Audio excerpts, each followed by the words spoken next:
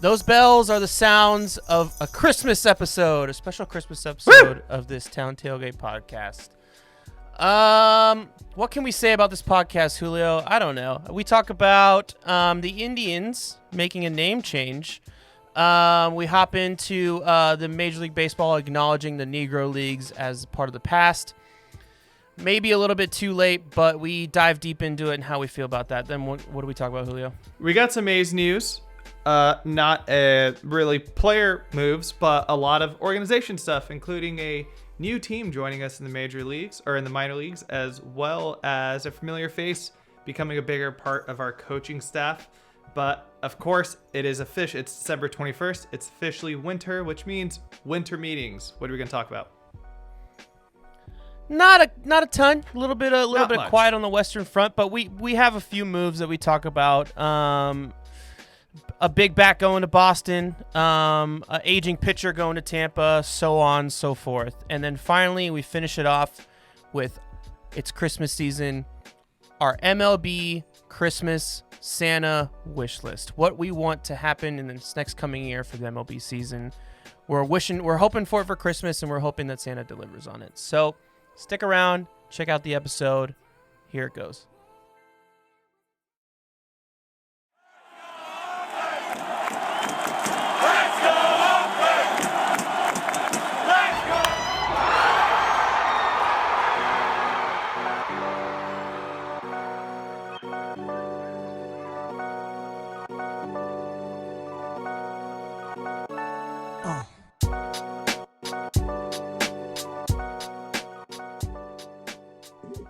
Merry Christmas to all baseball fans out there. We are very festive today. We are wearing ugly Christmas sweaters. Actually, I kind of like yours, Julio, though. I would not call yours ugly. So the one thing that throws it off, you'll see it on YouTube. So It's got like cats on the bottom, the dogs. There's a sloth. I don't know. But sloths are cool, bro. But it's not a whatever. We have a very special guest joining us again, a favorite of the podcast, Ronny. What up, Ronny? Welcome back. Hey, guys. How's it going? Good, Glad to be back. And for what it's worth, I'm a big fan of sloths. So yeah. Of course, yeah. More sloths. Hands down, the best joke in Zootopia was the sloth joke at the DMV. Hands down. I don't remember a lot of Zootopia jokes, so I agree with you because I remember that one. Yeah, right. I mean, it was in the trailer, so maybe that's the reason why. But whatever. I mean, the best. Well, what about like Godfather sequence? I don't remember that. That one was pretty funny as well. Yeah, there's a lot of. That's a funny movie. It's an excellent movie. That's just a funny movie. Need to rewatch it. I am. The Warriors tip off tomorrow the season, so I am festive with my Warriors gear. I got a Warriors ugly Christmas sweater, my Warriors hat going. Recorded the new podcast of the Bandwagon Fan Podcast Network last night, so I'm all NBA'd out. What's the name of the pod? Is it just the NBA pod, or? I'll plug it at the end. I'll wait at the Okay. end. But let's just jump into what we've been doing lately. So, guys, I survived COVID. Big clap to me. I got it, and I survived it, which is the reason why it's taken so long for us to do another podcast, because I couldn't do it because I was very sick. Julio You're okay. Julio was going to do an episode without me, and I was trying to get him to do it, but it fell through. What's been going on with you guys? I didn't get COVID. Yeah, I did get COVID. Good job. Proud of you. Yeah, I don't tell you that enough. Yeah. I'm on holiday break for work, so that's fun. Yeah. Going to be watching a lot of movies and playing a lot of video games and going on walks and puzzles and shit, because I can't really do anything else. So did you pick up rollerblading along the LA River or what? No, but it's funny. We're actually talking because we've been a big thing we've taken up, just like going on walks around the neighborhoods and shit in Glendale. And in the nice warm LA weather.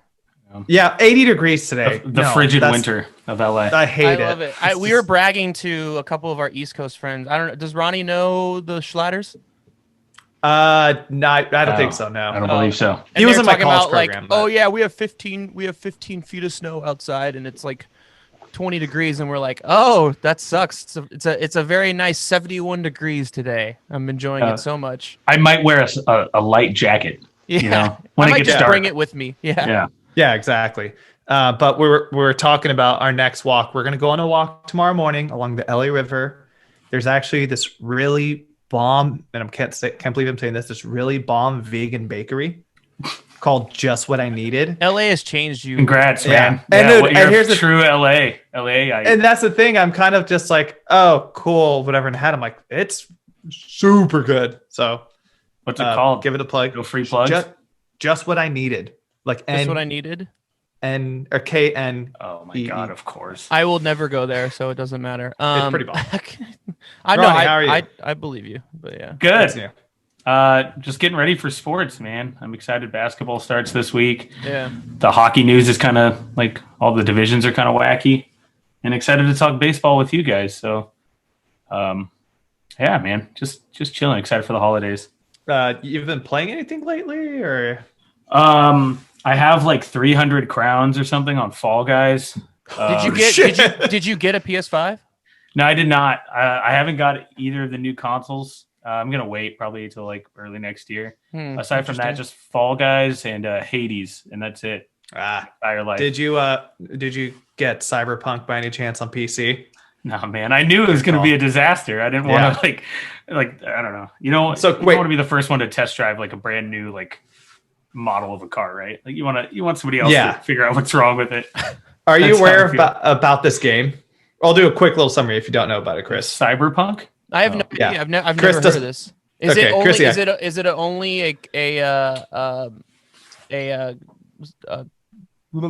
desktop game, or is it on? No. Is it on? So it's on PS4, Xbox One, and then you can play it on PS5 and the new Xbox, right? But the company that made it, they announced the game. It was announced like 8 years ago, 7 years ago. Quite some time. Been in development for a super long time. The company that made it actually did the Witcher series. So like the Netflix show, The Witcher. Cool. Yeah, it's the same company that video game, and like that video game is like one of the best of like the decade. Yeah. So there was a ton of hype around this game. Keanu Reeves is like the main character in it. Oh, okay. I've seen commercials for this. Yeah. That commercial. Yeah, and like it's like this very like RPG Grand Theft Auto style game, and you could do this whatever you want. It's a complete turd on PS4 and Xbox One. Like it is the buggiest game that's ever come out. There's some great videos out there. Is it just on PS4 and Xbox One that it's buggy, or is it on PS5 too that it's buggy, or is it fine on PS5? Like what's the deal? PS5 I heard is fine. Yeah, I heard Series X is okay too. Okay. But still, it's like, why do I want to spend $60 on this game that I know is not complete? Where if I just wait until the summer, get it for $20. Yeah. So are they going to recall it or what? I feel like if I'm a gamer, I'd be fucking pissed. Yeah, so there's a lot like going into it too, because they delayed this game like over and over again, and it caused kind of a fervor where people were pissed. They're just like, "Hey, release your game! Like we want to play it." Yeah. Which is it's weird now. I mean, it's going to be interesting to see what happens with the industry, because this game was not ready to come out at all. So they try to rush it for the holiday season or something? That's what it sounds like. Okay. And it was supposed to come out earlier this year? Julio? Yeah, it's supposed to come out I think like in June or May. Maybe even earlier, yeah. And even from it's a disaster. It's just going to be pretty bad for the industry because it was like a huge crunch for it, and now it's all delayed. Sony pulled it off the PlayStation Store because of how undeveloped it is. So it's just like, screw you. I mean, guys. you have to. I mean, if you're Sony, that would be a mistake. Well, there's a nice little preview of a future podcast that's gonna be coming to this network. So I'll say that's all I'll say about it. Stay tuned for that. Let's talk baseball, guys. Baseball news around the league. Let's start with this. This is very interesting. Well, hold on. Yeah, let's start with this. The Cleveland used to be Indians decided to drop the name the Indians finally after years and years and actually decades of dispute with civil rights organizations.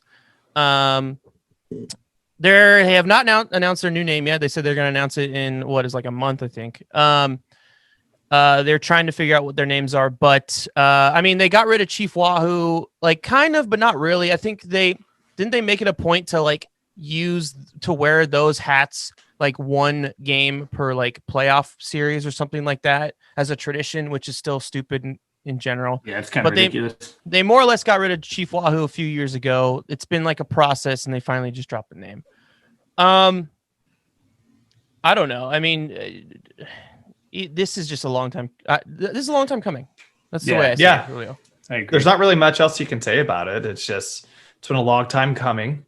If you don't really understand why this is a bad thing of having the name Indians, which is totally okay. Don't be afraid to ask that question to people, but definitely do some research. It's not the best thing to have your franchise, the Indians. It's a little bit of a slap in the face to indigenous people and the Native Americans of the country. But in terms of like what's going to happen in the future, I think they already announced they're going to still carry the name for 2021 season. That'll be it. And then next in the 2022 will be the new name. And it's just been overdue. It seems like we're going to talk a little bit more about MLB kind of doing the right thing right now. But it's a start. It's obviously, I think there's going to be a lot of work that we still need to do as fans and as like the organization will need to do. But if you probably asked Cleveland fans, they were wanting this. Yeah, it's a little frustrating just how this process is played out, where it just feels like it's just incremental levels when it could have just been one fell swoop, right? Like getting rid of Chief Wahoo, very much necessary. Can't believe that mascot stayed for as long as it did, or that symbol. But it's just like this frustration of why keep it for this year, right? Like we've already seen the Washington football team drop it and just go by like I'd almost have more respect if they just went by like the Cleveland Baseball Club for like a season, right? And then re-put their name, right? It just feels like they don't want to let it go. And like you could tell that they don't want to let it go, and the way that they talk about it post this decision, the way that they're like extending the name for another year. The problem is it's not when you say they, it's literally them. It's literally the owners of that baseball. Yeah. No one else. Yeah, it's nobody else. Sorry. Hold on to that name. Yeah, I should have specified. Yeah, it's the owners of the team that are like, it feels like you're taking a toy away from a kid, the way they complain about it and they're frustrated when you could just drop the name, right? Like the C logo is way better than Chief Wahoo ever was. It's classic. It's clean. Like, I think whatever they do next, like keeping that branding looks good to me. It's just a classic hat. I could see people wearing that, like even if they're not Cleveland baseball team fans. But yeah, just the owners it's just so frustrating. It's very reminiscent of Dan Snyder, but even he just fully dropped the name and was like, let's figure it out like next year, right? This team wants to keep that horrendous name for another season, and it's just frustrating, especially like I usually like rooting for that team, like when they're around, just because it's been so long since they've won anything. But that ownership team makes it pretty difficult too. Let's be honest. The reason why they're doing it for a year is because they don't want to get rid of all the merchandise and the signs they have around town and all this stuff. They don't want to get rid of it that fast. They want to try and sell out that stuff and make money off of it and take their time to do it. That's the only reason why. Otherwise, a smart PR decision would be to drop the name, get a new one, and then just completely just flush out all that stuff. But no, that's not what they want to do. They want to try and still make bucks off the stuff they have left. It's 100%. a fucking joke.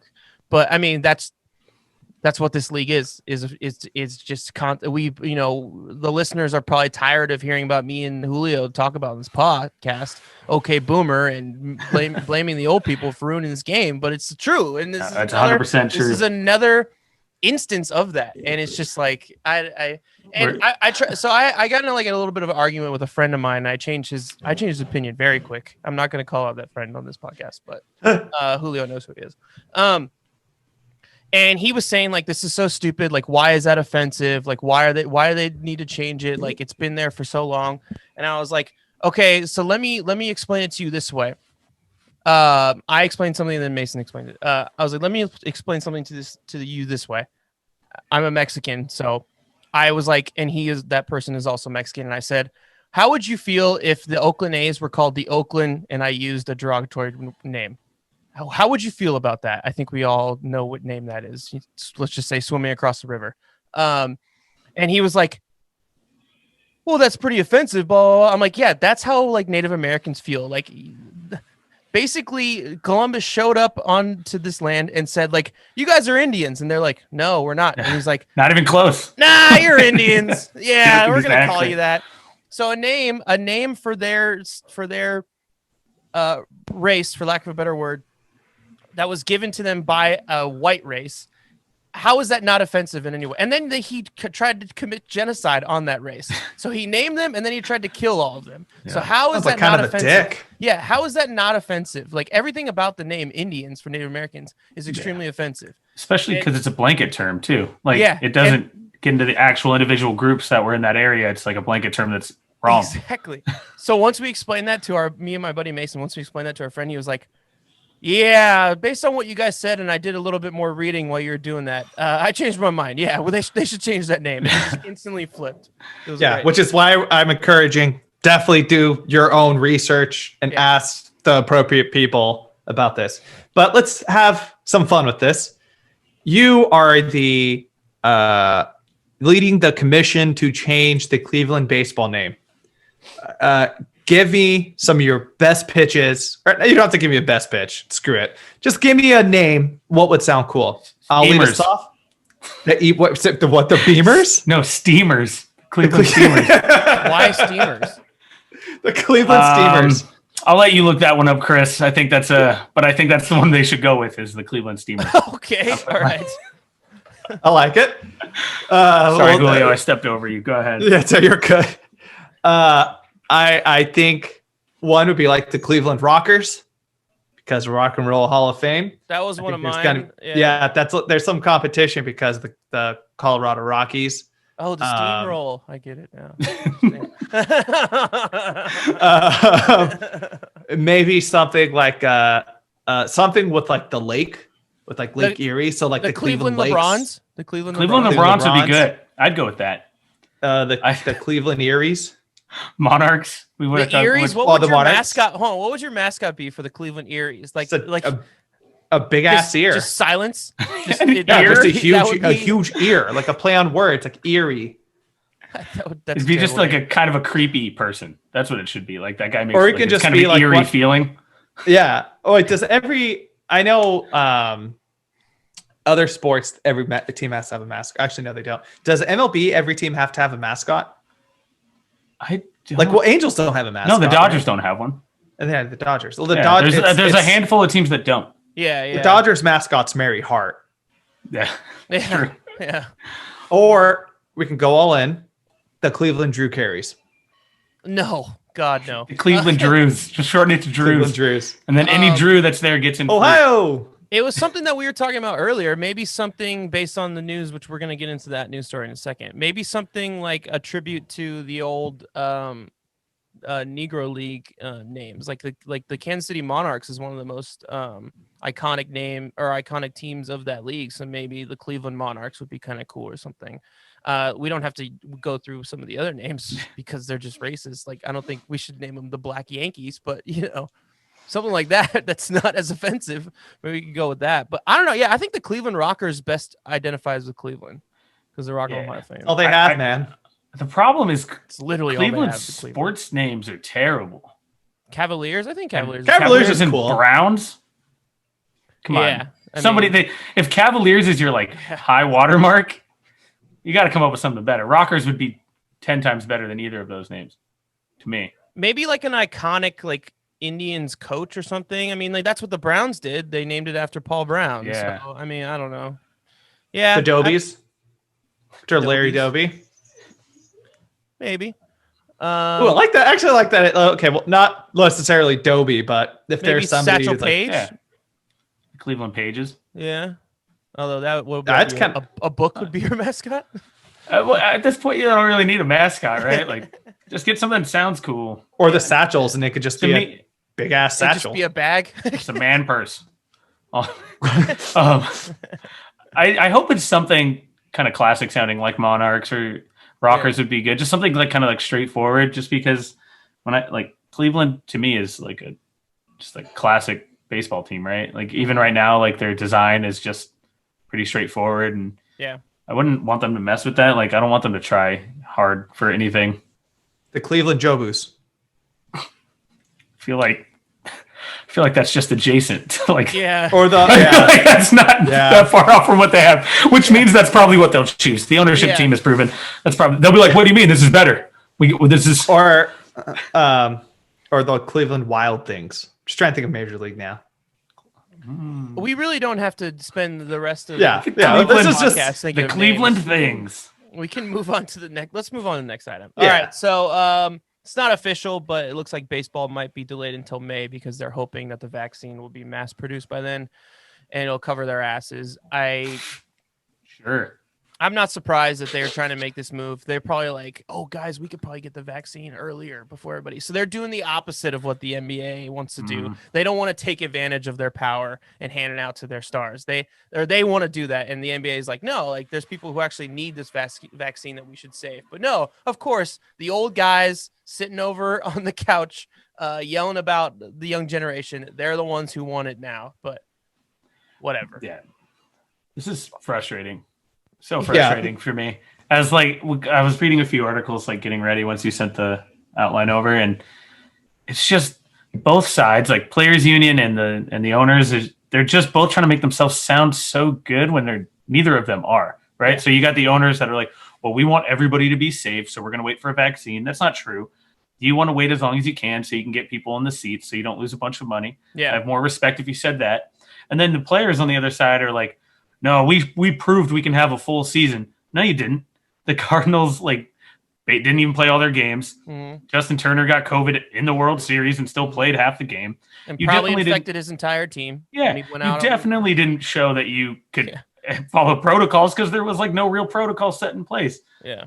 So both sides, like, and obviously the players want to get paid. So it's just frustrating that both sides are trying to cover up different ways of saying, hey, I want to get paid, right? Like, just come out and say the truth. I have way more like respect for you if you have an actual like argument of like, hey, we want to make money. Let's figure it out instead. Quit talking to us like we're stupid. We're not. Like we know what's going on. Like get the fuck out of here. I don't know. Do you have anything to add, Julio, or should we move on? Not really, because at the end of the day, the people this is really going to screw over is like the employees of the teams. When so many teams are just furloughing more and more players. You know, the Dodgers recently had to do a furlough. The A's had one a while back. And it's just like, cool, if you're just going to keep pushing back the season, when in reality, you could start all this on time still. You just got to be a little more protective about it. It's just, to me, it shows, one, the lack of trust in the players from the ownership standpoint. And then two, the lack of trust from the players to ownership that you're not going to protect this. So yeah, man. But even though if baseball does start Memorial Day, that's kind of cool. Yeah, I agree. That's pastime. It's just it's frustrating because the season could happen. It just feels like the entire league, the entire infrastructure needs to take what's happening more seriously. They obviously didn't last year. We could have had way more than a 60-game season, but both sides of this argument were still arguing, right? Yep. Like I'm thinking about the sports calendar and how that fucks up the sports calendar a little bit, because that means that you would have baseball start in the heart of the NBA playoffs, which I'm telling you right now is a ratings nightmare for baseball. That is not what you want. What works out for baseball so well is how March Madness literally leads up to the day before opening day. And then you have a month of people just taking in baseball and the start of it and getting excited for it. And it kind of gets them excited for the summer. And then the NBA playoffs hit. And then it just kind of like a combination of the two. You don't really lose your luster, but you don't really also take away from the other sport. If you started at the end of May or beginning of May, whatever, I don't know, whatever they're going to do, that just, I mean, I see that as a nightmare. I mean, you're already having an issue getting a younger audience to watch this game, and you're going to take the one sport that dominates the younger audience and you want to go head to head with them. Like, what the fuck are you doing? Yeah. That's just irresponsible. But it just goes back to, I think owners and players are very short-sighted in like their goals, right? I don't know if anybody really, I mean, somebody out there has to. Some guy probably screaming in a cubicle has the best interest of long-term baseball in mind at MLB. But he's getting drowned out by people that want money now. And I get it, right? Like the owners look at last year. What was it, like a 300 billion money loss for them? Players only got 33% of their salary. Obviously, neither side is happy with that, so they want to figure out how to make it happen. Yeah, but I agree. If debuting during the NBA playoffs, nightmare for baseball, especially because the end of your season already kind of bleeds over a little bit into football, right? So you're kind of already losing that. You're losing both ends of your pie, and it's just, it's not great either way. And I think they could be good, right? Baseball could make other changes to get the younger audience in, right? That's a full separate conversation. We can go down that rabbit hole at some point. Yeah. My third episode on, we'll go on that rabbit hole. But we've already seen the effects of the last 4 years of baseball going head to head with the monster that is football with their playoffs every year. They were able to make it through back in 2017 and 16 because they had two great matchups in the World Series and two exciting World Series. But it's just they got to change something, and moving it backward is not the answer, in my opinion. If anything, you should do the opposite. You should move it forward. Yeah, but it is what it is. Yeah, there's a lot of issues. All right. The Phillies hired David Dombrowski. So somehow, some way, Dombrowski gets another job in baseball. Baseball. Good job. Look. I get President of baseball operations. Yeah, he won a World Series, but he left that Boston team in shambles.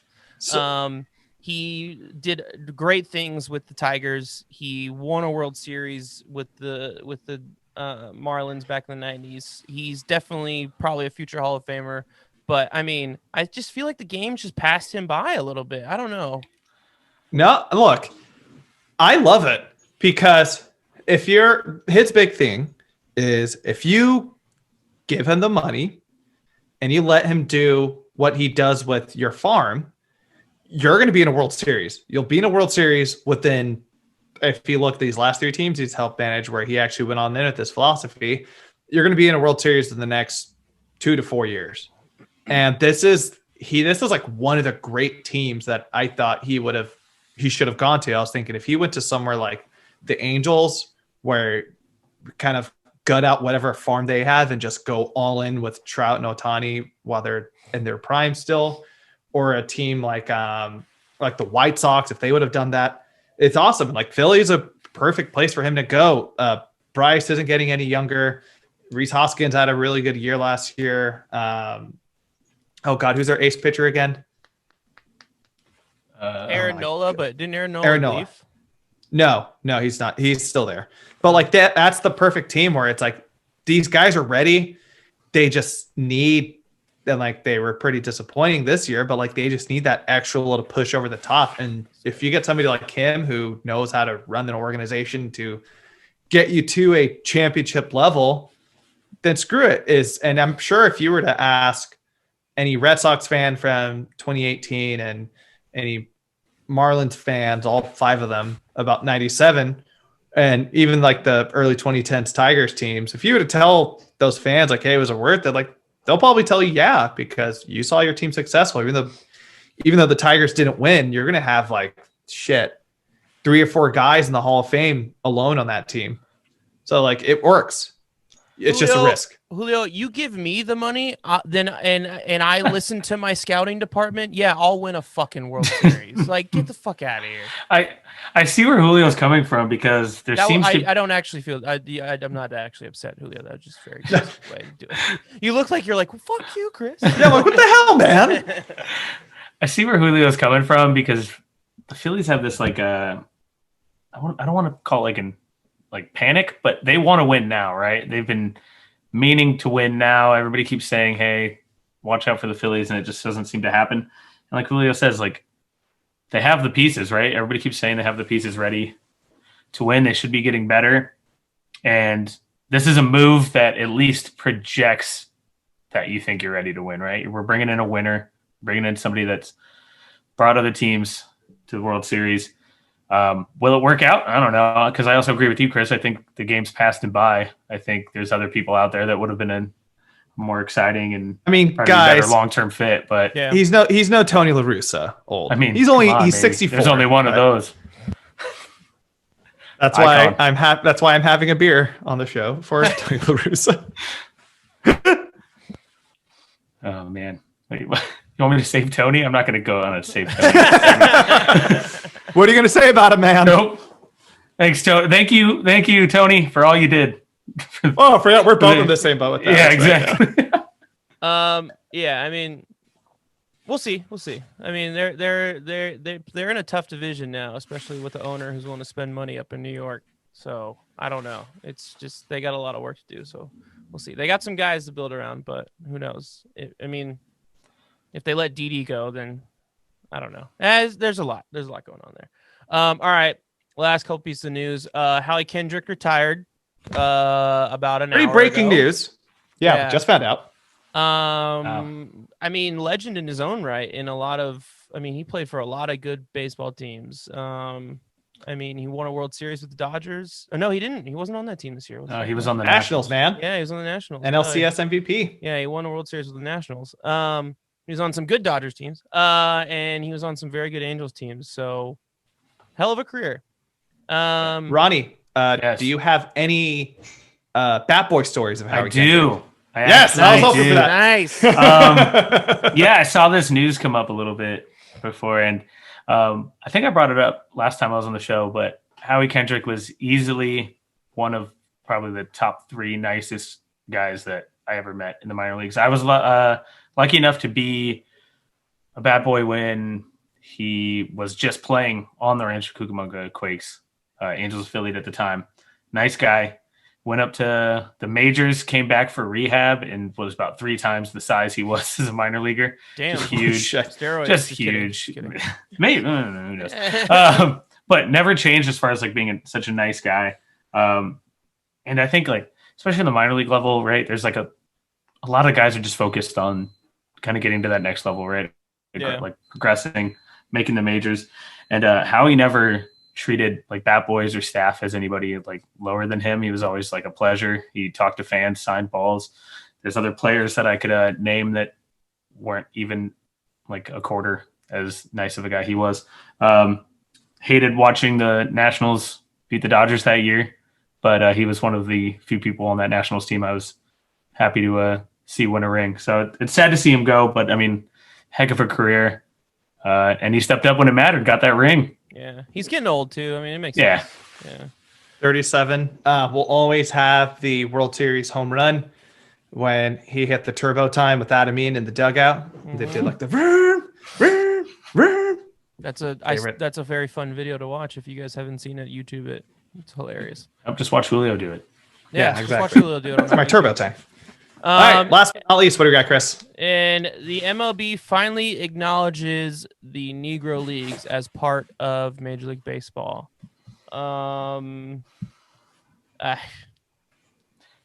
You said it earlier, Chris, when you were like, it's another PR. Hold on. Old people being old, man. Like, hold on. Before I know you guys are both have like a lot of really passionate points. I'm really excited to hear it. We have to clarify what this means exactly. So with this being acknowledged as a part of a Major League Baseball, a lot of these records that were in the Negro Leagues are going to be transferred into Major League record books. This is going to take some time because like Baseball Reference, I believe is who's in charge of it. Oh, the Live Sports Bureau is who's going to be doing their statistic reviews, are going to be going back and looking at whatever statistics they have during that era.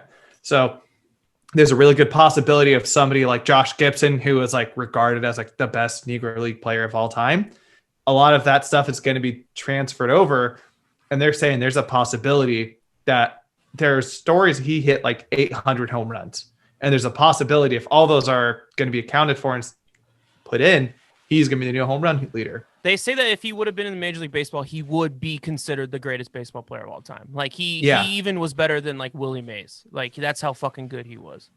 And like Willie Mays will get an additional 16 hits. I don't know if that makes much of a difference.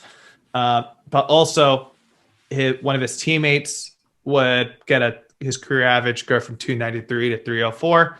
a Satchel Paige would potentially get some additional wins to his already like Hall of Fame record. So that's the cool part. A few additional wins.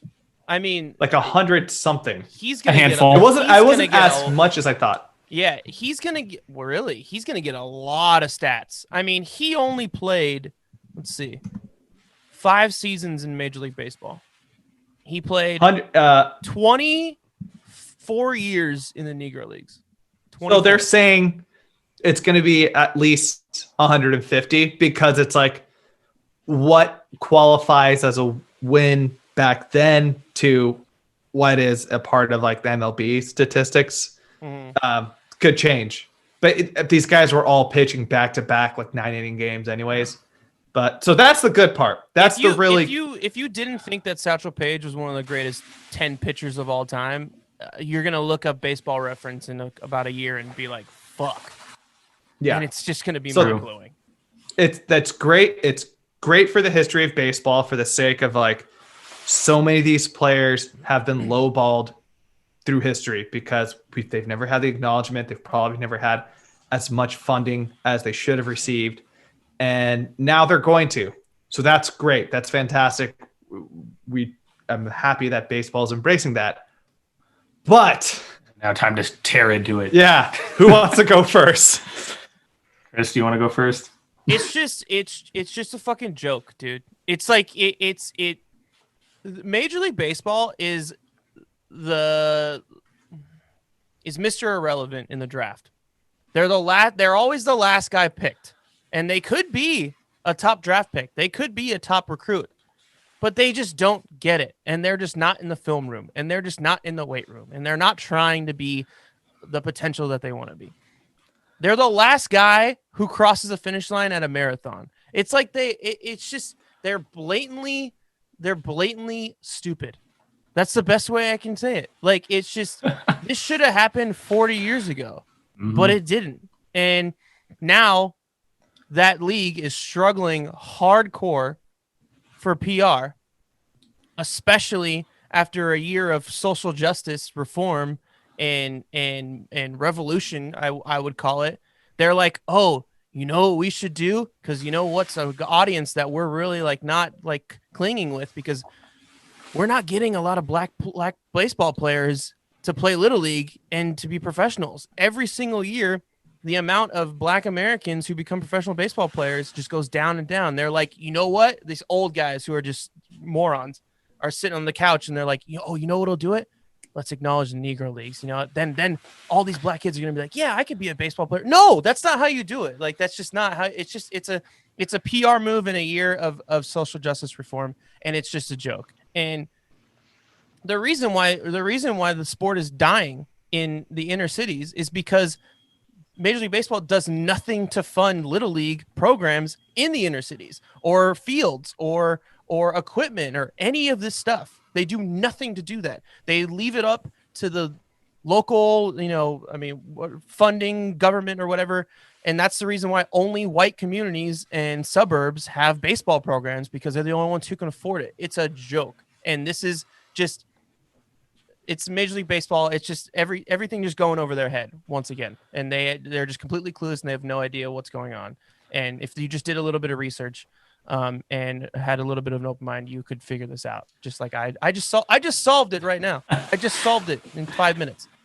It's a joke. It's a slap in the face for everybody who's a baseball fan, everybody who's an American, and especially everybody who is not white in America. Like, sorry. That's it. That's love it. Yeah. It's incredibly frustrating because, like, right, when you first hear the news, right, there's this sense to be optimistic, like, oh, that's great, right? Until you realize, like, MLB is probably the last body on the planet that didn't, at least in the country, that didn't recognize, like, the Negro Leagues as, like, real official, like, high-level baseball for the time it was being played, right? And I completely agree with Chris. They're not only the person that finishes last in the marathon, they're the person that finishes last and celebrates like they got first. Yeah. Right. They try to phrase this as if it's a great movement forward, like we're righting the wrongs. Well, you should have written the wrongs like 20, 30, 40 years ago. Right. And yeah, it's great that these stats are now going to be reflected in the actual history books. But what's frustrating is like it doesn't take into consideration that these stats weren't very well recorded back then, right? We're never going to get a full picture, right? There's a story of Jackie Robinson couldn't figure out what his batting average was because he couldn't tell which games were officially counted games and which games were exhibitions, right? Yep. So I don't understand how, like, who'd you say was doing it, Julio? That's in charge of Elias Sportsboro, and they're pretty legit, but it's just like, yeah, they're legit. But if you can't read the book, like you can't, like if you can't read the book, you can't transcribe it, right? If you don't know, like nobody's gonna really know like what the stats were back then. We might have had a better shot if we would have done this sooner, but we haven't, and it completely reads and feels like a hollow gesture.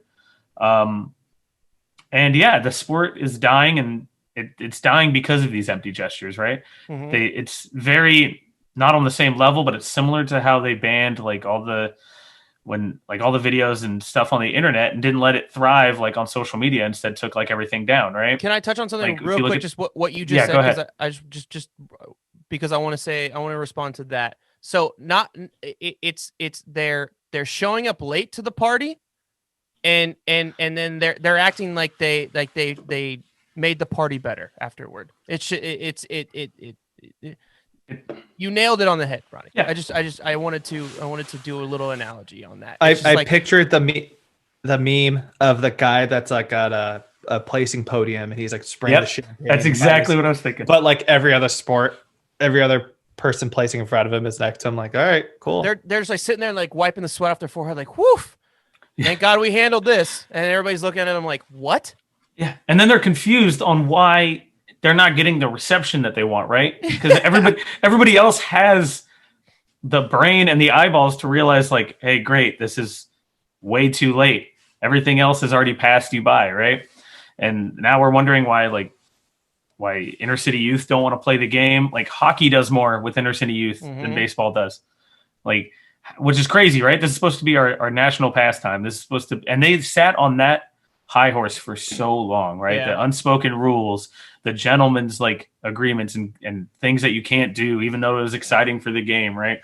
Those are all like frowned upon. And if you would have embraced those so much sooner, your game would have been way more attractive to this younger audience. Yeah. Right. Like it's always going to be passed down. Like, I mean, I'm going to pass it down to my kids. I'm assuming you guys will pass it down to your kids, like the love of baseball. But if you don't love baseball from the start, if you weren't like raised to love baseball, it's so hard to get into, right? That's how I feel. That's the only way that it's being passed down these days. Absolutely. 100%. That's the only, is father to son or father to daughter, however you want to do it. Yeah. That's the only way it's being passed down in this generation now. Yeah. It's the only way. And it's so hollow, man. It's all these gestures are just so hollow. Yeah. It's just, and it's sad that like we just talked about it with the Cleveland team, right? Like they're finally getting around to doing this and it still doesn't feel right. Mm-hmm. You could have made it feel so much better, right? And baseball should have recognized the Negro Leagues decades ago. They didn't, and now they do it and they feel like it's a landmark thing that they're doing. And it's just so frustrating. I just want so much more for this sport, but every time I see something from this league, it just makes me feel bad. And I think the lack of criticism from the media really, in terms of this, it feels like only baseball fans are really touching on this. It's not like on like First Take and shit. And the only reason why is because of the lack of popularity for the sport now. Nobody gives a shit. If football did this, it would be on Get Up for 5 days straight. Mm-hmm. They'd be talking about it. Yeah, I'm also. Oh, go ahead, Julio. No, your guys are both just really nailing a really great point with all this. It's just a huge empty gesture. And what's kind of to me, it's the worst thing about it is like, cool, we're going to be acknowledging a player like Josh Gibson, but because imagine what this could have done if this was done 30, 40 years ago, where if we would have acknowledged that, probably the best player ever was not even in Major League Baseball at the time. He was in the Negro Leagues. It's disappointing. And I mean, at the same time though, to play devil's advocate here, I'd rather have them better late than never kind of thing, because let's be real, like I think because of this year and because of I think a lot of great players across MLB did such a great job with just social justice movement, this probably wouldn't have happened. And we have to thank guys like Mookie and Tony Kemp and like CC's bat, they're retired now, but like all these guys who really put their voice out there and showed really how important this is. Like, let's be real, this wouldn't have happened without all these men. So as kind of bullshit of a classification that this is, this probably wouldn't have ever happened. So I'm also an optimistic person too. So that's you bring the optimism to this show because I bring the cynicism. Realistically, most of the listeners of this podcast right now don't know who Josh Gibson is, and they probably heard that name for the first time ever on this podcast. I didn't know who he was because the only reason why I know is because I watched Ken Burns' baseball documentary. Ken Burns did a great job covering the everything. yeah, in the history of baseball, the Negro Leagues and everything. So that's the only reason why I know. You never hear them talk about it on like baseball shows or you know anything like that. It's just so I mean, yeah, if I try to channel my inner Julio, maybe this gets him in the conversation, right? Maybe we start taking him more seriously. Maybe. I'm just still more cynical, right? I feel like the way baseball is, even if like records are broken, then you're going to have this group of old heads sitting on the couch going, well, that shouldn't count, right? Like, I don't know, there should be an asterisk near that. And it's just, yeah, I don't know. It's frustrating because I agree with what you're saying, Julio, right? Like better late than never. But then I also get so frustrated when you bring up the point that it took players like in 2020's like actual like social justice movement to make baseball do this. Right? You shouldn't have to do this in response to anything. You should be able to look back at your own history and say, hey, these guys were as good, if not better, than the people that were playing in our recognized league. The only reason they weren't recognized is because they couldn't be at the time. Right? And it shouldn't be that. It shouldn't take 2020. It shouldn't take social justice. It shouldn't take your own players begging. You should be able to recognize your own history and do that. And baseball continues to fail at realizing its own history and learning from it. The town tailgate, where we dunk on boomers every episode. I will give credit to our two organizations that we root for. The Dodgers specifically are well known for funding fields around Los Angeles, keeping them upkeep on them. You go to any park in Los Angeles and there's a sign up there that says this field is funded by the Los Angeles Dodgers Little League Association or whatever, and they're really big on it. The A's also, mostly because they have an open-minded, not owner, but they have an open-minded leader in President Dave Kaval, who has made a point to help grow the game and just the franchise in general in the city of Oakland. So, but absolutely, the league as a whole is a fucking joke. I mean, it shouldn't be on these two franchises to do that. We got a lot more to get into, so let's jump into the A's news really quick. There's not a lot, so we'll get into it really quickly. Bobby Crosby has been named manager of the Stockton Ports. Pretty cool. Kevin Kuzminoff is going to be his bench coach down there. Kevin Kuzminoff. Adam Rosales. Yeah, he's going to be coaching rookie ball. Oh, I didn't even know that. That's a cool one. Good note there. So the first link too is there's a bit of a minor league reorg with the A's. Las Vegas Aviators will be staying. Midland Rockhounds will be staying, as well as Single A Stockton Ports. But welcome to the A's organization, the Lansing Lugnuts. That's right, folks. I love minor league baseball. The Lansing Lugnuts from Lansing, Missouri. You're a part of the A's organization. They're the rookie league team now? Is that what's going on?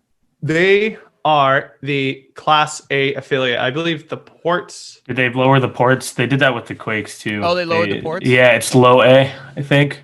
Oh, low A. That's yeah, so high A is Lugnuts.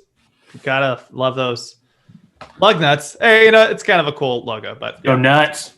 Let's go nuts, bro. Let's go nuts. shout out to Las Vegas. Me and Julio have been talking about going to a game there for the past couple of years. We will do that, and we will do a live podcast when we go and stay in Las Vegas and go to a game. Isn't that right, Julio? Hell yeah. Yeah, we'll do it. We'll do it from the hotel room, and we'll put it on Twitter Live or some shit like that. Because we want to go. We've been wanting to go check out their new stadium and everything for a long time. So, let me know when you guys go to Lansing. I'm going to a lug nuts game. It's on the bucket list. Big lug nuts guy.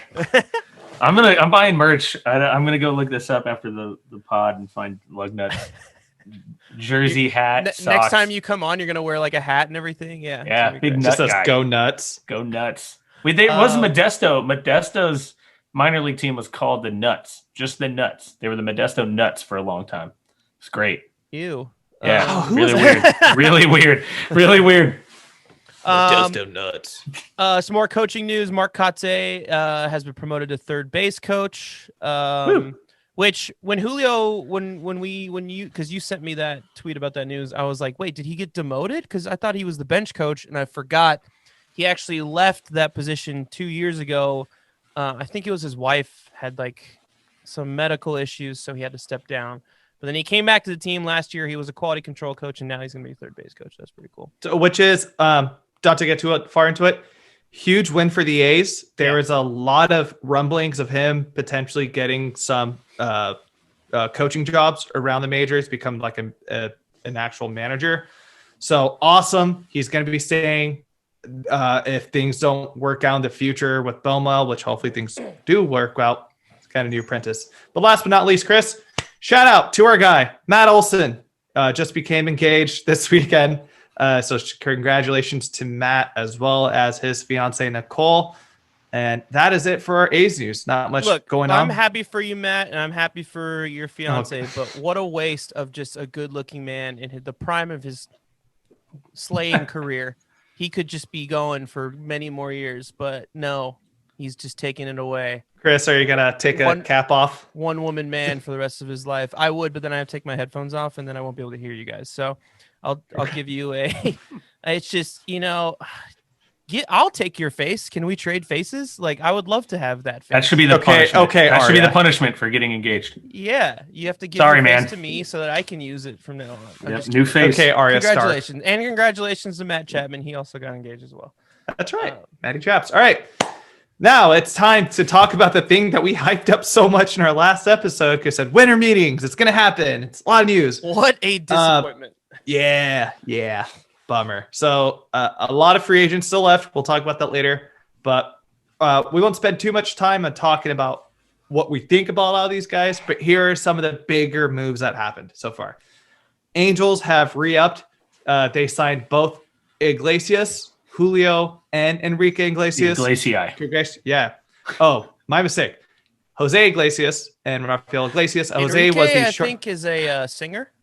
Yes, and his dad, Julio, was also a singer. Let me be your hero. I can be a hero, baby. Great music video. Top. Oh, yes, Jennifer Love Hewitt. That is a great music video. Yeah. Will you stay? Oh, sorry. All right. A lot of testosterone going on in this segment. Three men. Jose. Out. Jose. At least it happened the podcast after Jessica Kleinschmidt came on. I don't know how that would have worked when she was the guest. Knowing her, I think she'd be like, "You guys are just fucking stupid." She might have agreed with me on a few of these things. I'm just saying. The music video was good. Because of Jessica Love. Like also Jennifer Love Hewitt. Yeah. Jennifer Love. Sorry, Jessica. Who's Jessica Love? Who was the villain? There was somebody who played, I think it was like Mickey Rourke. What? Sounds right. Can somebody look it up? I have too clicky of a keyboard. I can't look this up. Can somebody look it up now? Hold on. I'll look it up. I refuse to talk about any of the most exciting winter meetings news until we. Yes, Mickey Rourke. Yes, was the villain. Who directed that? Because that should be an Oscar. Like retroactively, we should give that person an Oscar, at least a daytime Emmy. Hold on. Music video is directed by Joseph Kahn. That guy sounds like he's a big music video. Star Trek. He's a big music video director. He directed the film Torque with Ice Cube. Instant classic. Yeah. Video on demand. Damn, Enrique Iglesias had her in one music video, and then another one he had Anna Kournikova. Good. That's his wife. They're married. Wait, what? I'm pretty sure. Didn't they? And I think they met on the set of his music video with her. I want to say. We forget how much power Enrique had at one point. I think you can run, you can hide, but you can never escape my love. Or what's his other big song? That I don't mean to be rude, but tonight you. All right, sorry. That's a good song. And that was the winter meetings. Thank you. That was the winter meetings. I'm putting my foot down. The Angels got Jose Iglesias, shortstop from the Baltimore Orioles, as well as Rafael Iglesias, relief pitcher from the Reds. Jose was actually pretty awesome last year. Really good season. Underrated because under the radar because again, Baltimore was pretty bad for most of the season. This more or less means most that of the season or all of it. They were in playoff contention. Yeah, they were there. 10 games into the season. Wasn't everybody in playoff contention in a 60-game season? You're not wrong. But this pretty much means Andrelton Simmons is gone, which Angels fans, I don't know how they feel about it. All three of them. I got one in the other room. We could bring him in. Yeah, let's not. Let's not. And then Rafael Iglesias really shores up kind of the mess of a bullpen the Angels have. And there's also rumors that the Reds are ready to just blow it up after going all in this year. They're ready to blow up what they have with trading Sonny Gray, as well as I thought I saw something about like Markakis getting traded. Markakis getting traded. Any thoughts about these guys at all? I know Chris could be like, it's still the Angels. I mean, the Angels have to prove to me that they can win more than half their games for me to finally believe in it. Because every year they're like the winner of the offseason and they sign all these guys. And every year they're sitting at home in October. So, like, what do you want me to say, man? Like, it's the same old shit. Like, you were high on them last season. I laughed at it. And rightfully so. You laughed back at me being like, that's stupid. Look at the talent they had. And I was like, okay, cool. But we'll see. And I mean, it's just, yeah. Well, I don't know. We'll see. I agree. I would love to have Sonny Gray back on the A's. I'll say that. But I find it interesting that the Reds are blowing it up. I mean, I guess I get it. Like Trevor Bauer's probably not going back, and they barely sneaked into the playoffs last year. So might as well just get rid of everybody and start from scratch and build your farm system. But yeah, I mean, the Angels are underwhelming. That's all I can say. Yeah, every year it seems like they have talent and then just nothing. Do nothing with it, right? I don't know how many years he can have the best player in baseball and not reach like some sort of potential. I mean, still worried about their bullpen. I feel like every year, like that's always the Achilles heel of the Angels, right?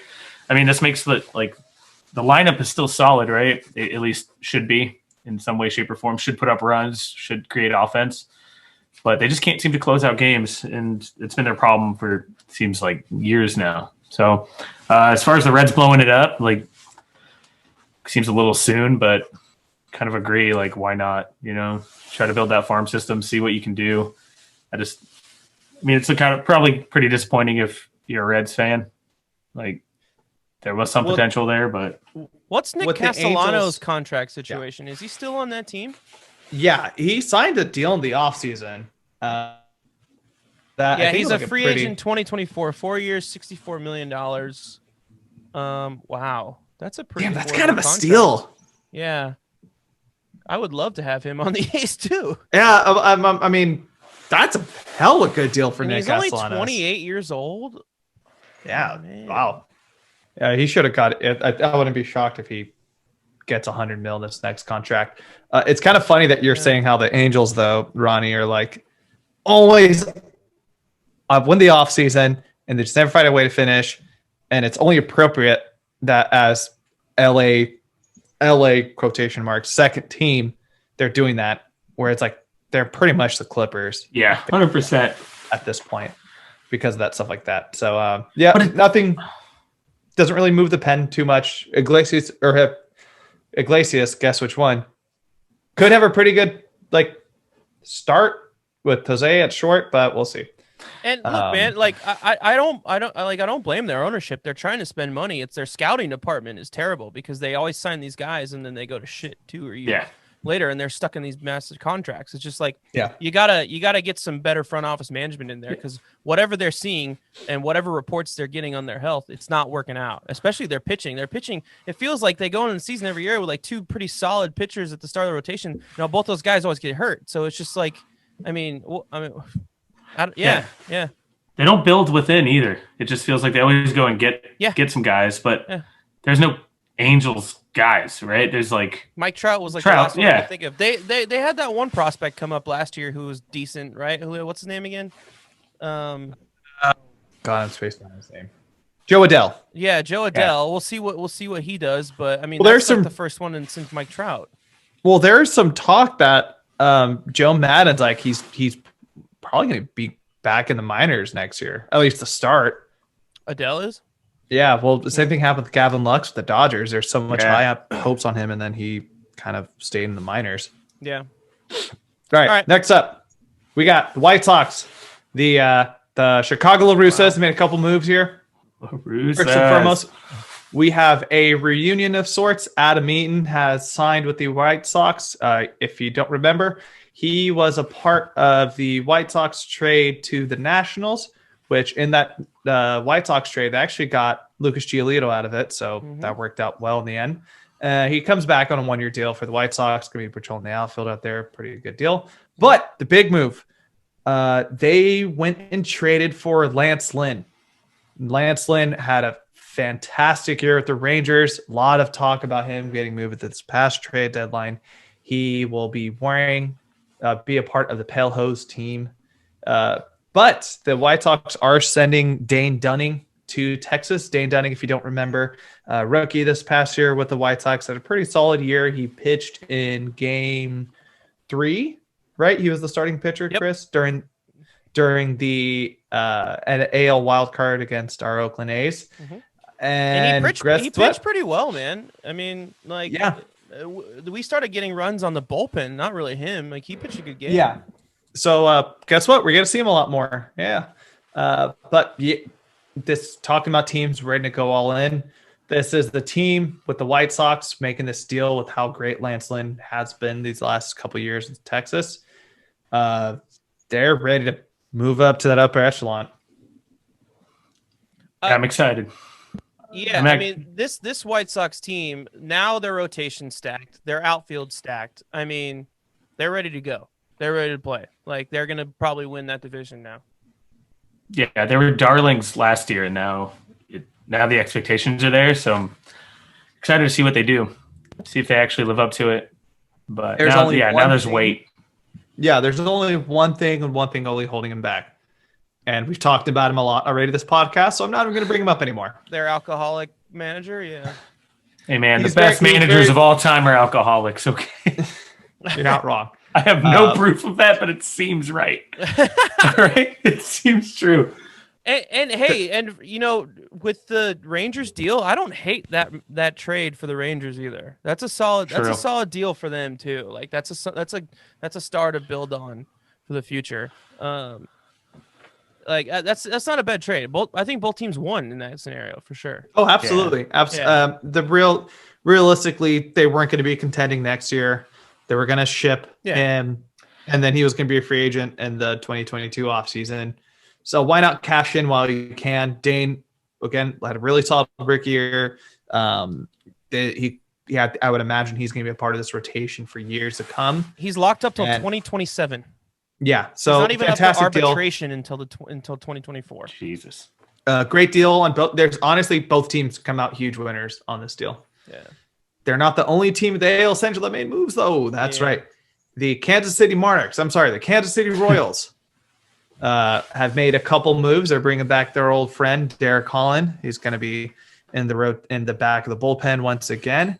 But then also, I think probably the most random signing so far, Carlos Santana, leaving the Cleveland, the team formerly known as the Cleveland Indians, and is going to the Kansas City Royals. Both were relatively cheap deals. It just doesn't seem like best place to go right now, though. For the sake of we were just hyping up so much the White Sox. The Twins are still going to be pretty kick-ass. Cleveland, despite all the rumors of Lindor getting traded and then potentially shipping Jose Ramirez as well and all that, they're still going to be great. I was going to say, are we sure that Cleveland's not throwing in the towel? They let Santana walk. I'm totally blanking now. Wow, that came out of nowhere. They let Santana walk. They're trying to trade Lindor.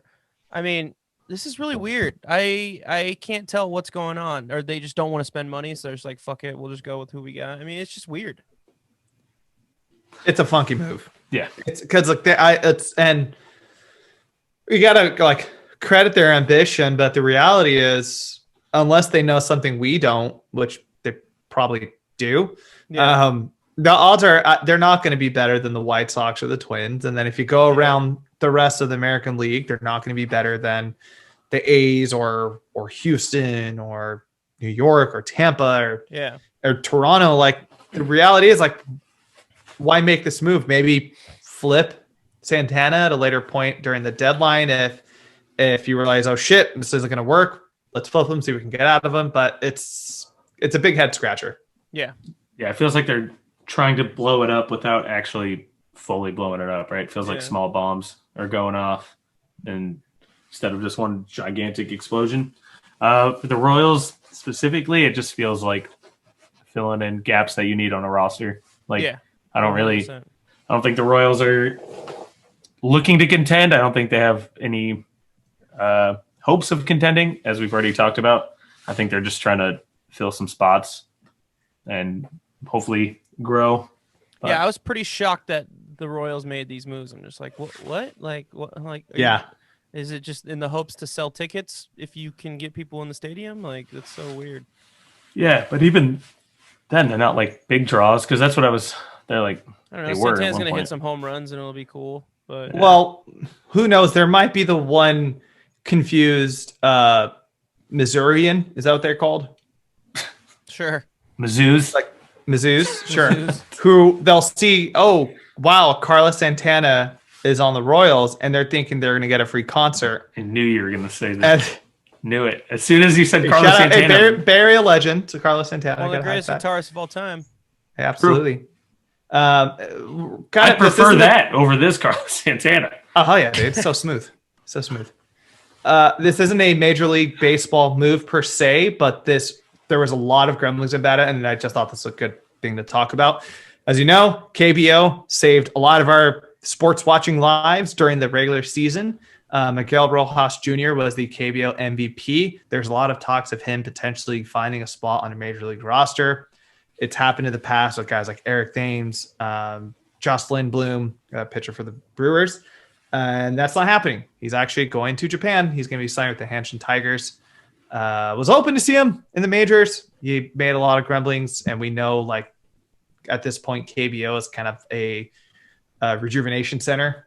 I think Addison Russ is over there, even though fuck that guy. Sorry, I cursed, Mom. But just want to bring that one up. I don't know if you guys have anything to talk about. I like how you snuck this one in here in the middle of all these names. Because I don't. Do we know what his deal is? What's his deal? What's his deal? No, what's your deal? What's your deal, bro? What's my deal? What's his deal? What's his? Why doesn't he want to come here? No, how much is he getting paid? Here, let me find out. I want the exact conversion. I know that they paid Adam Jones quite a bit of money, so I think that Japan's willing to deck it out. Because what I'm thinking is, why come here? He's guaranteed $5 million over 2 years. But also, have you seen our country? That's probably a big part of it. No, I'm agreeing. Yeah. I'm glad he's going to Japan. 2 years, $5 million. Yeah, what I mean, do we have any idea what he might get coming here? I'd imagine less. Yeah, probably a couple million, and then it's a maybe he starts. You know what I mean? Yeah. So take the cash, play in Japan, do your thing, man. You're I get ideally you'd probably want to come to play Major League Baseball, but if he's still playing professional baseball, he doesn't need to come here to prove anything. Get that cash, Let's young put blood. a comparison. Eric Thames, back in 2016. He got a big deal, though. He tore it up in the KBO. Yeah. He was a 2-time MVP, I think. 2-time All-Star. He was an MVP. He won a Gold Glove over there, home run leader, did all the shit. He signed a 3-year deal with the Brewers, and then he signed with the Nationals. But, like, dude got us a 3-year deal for $16 million. And so, like, Joshua Lindblom got like a 3-year, $30 million deal or something like that. Yeah, so he could have got more, but I mean, we'll never know what he was actually getting like approached with. But at the end of the day, he made probably the decision he thought was best for him. Because we're a mess. All right. Speaking of Mets, next one, Julio? Our mess. We got the no longer mess. The New York Mets made a couple deals. Trevor May, a former Minnesota Twin, coming out of the bullpen. Pitcher. He's going to be going out of there. And somebody who caught a no-hitter last year, big clubhouse guy, James McCann from the White Sox. He is also going to the Mets as catching Jacob deGrom and the rest of the gang. McCann's a former All-Star. Chris and I know a lot about him. We saw him a lot during the wild card series. Again, he caught the Giolito no-hitter. Mm-hmm. How are you guys feeling? And it sounds like this isn't the end for the Mets. They're just getting started free agency. We'll talk a little bit about that later.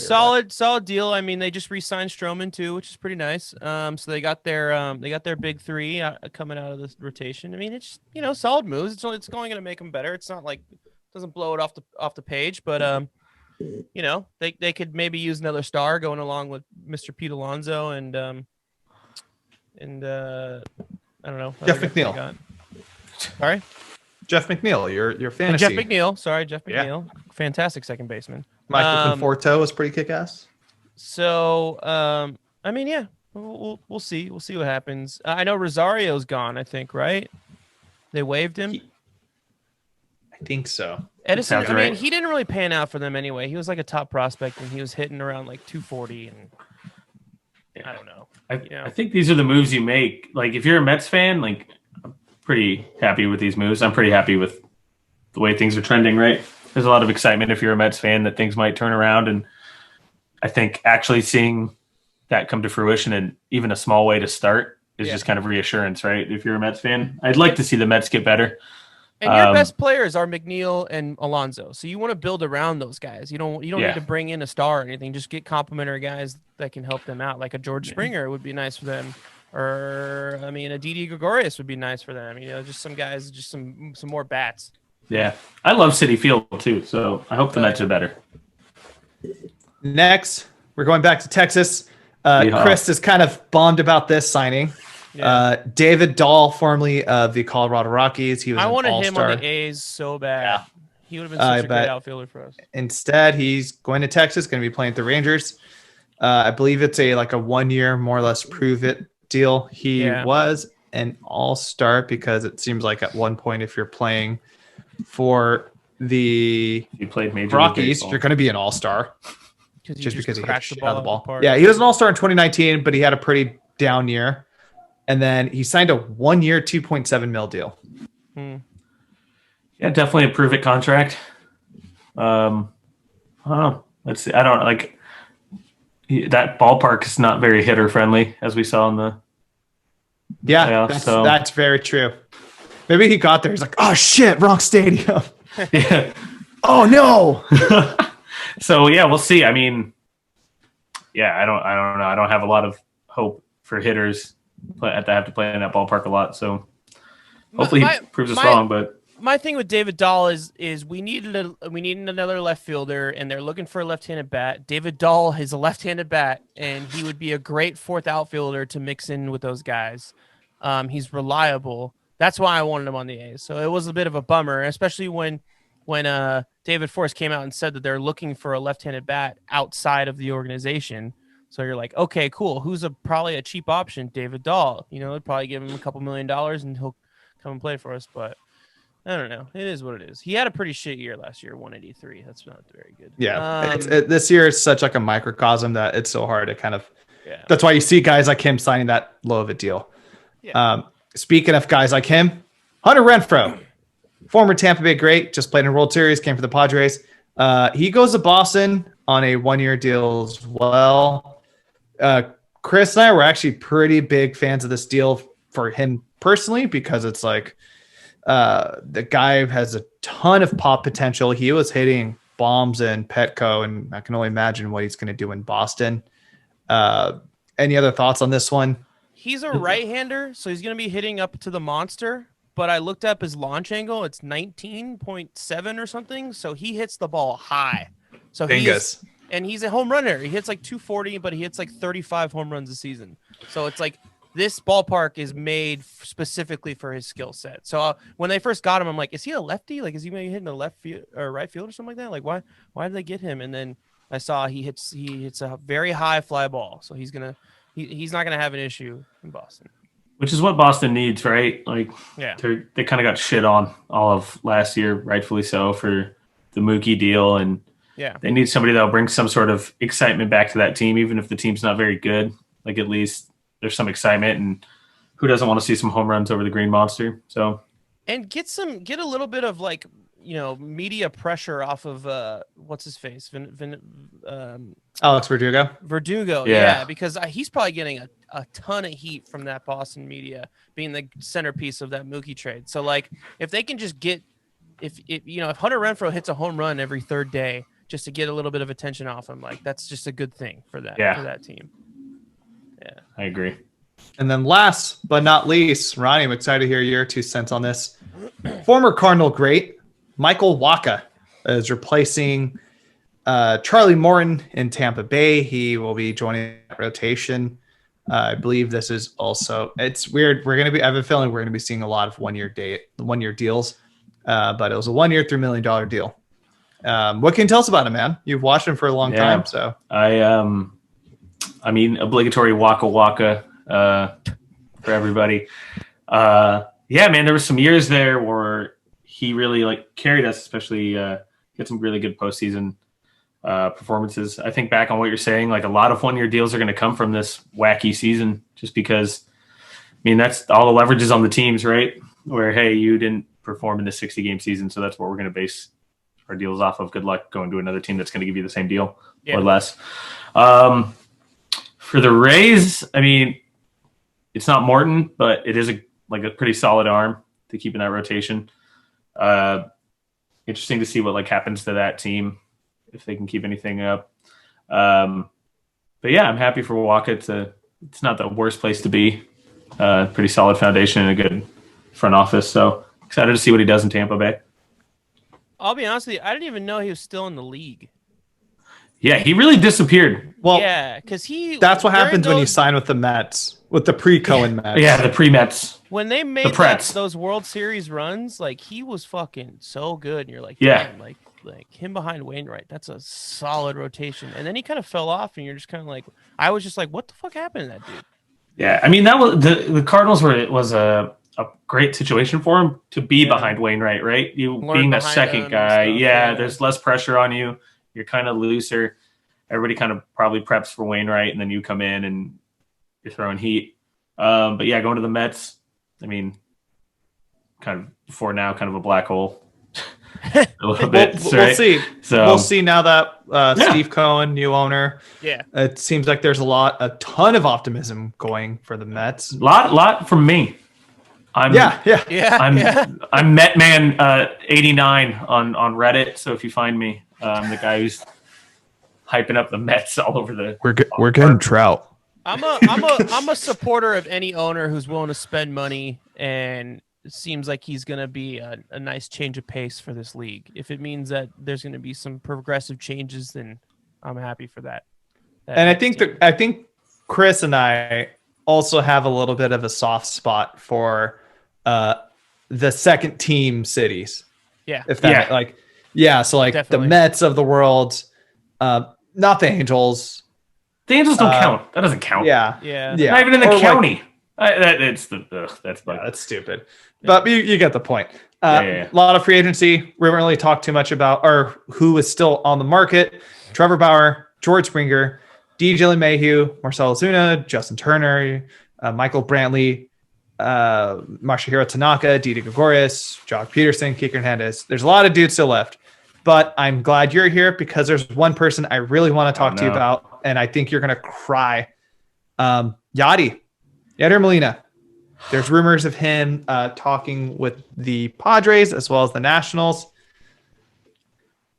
And in the arms of, I feel like in the arms of the Angels is playing.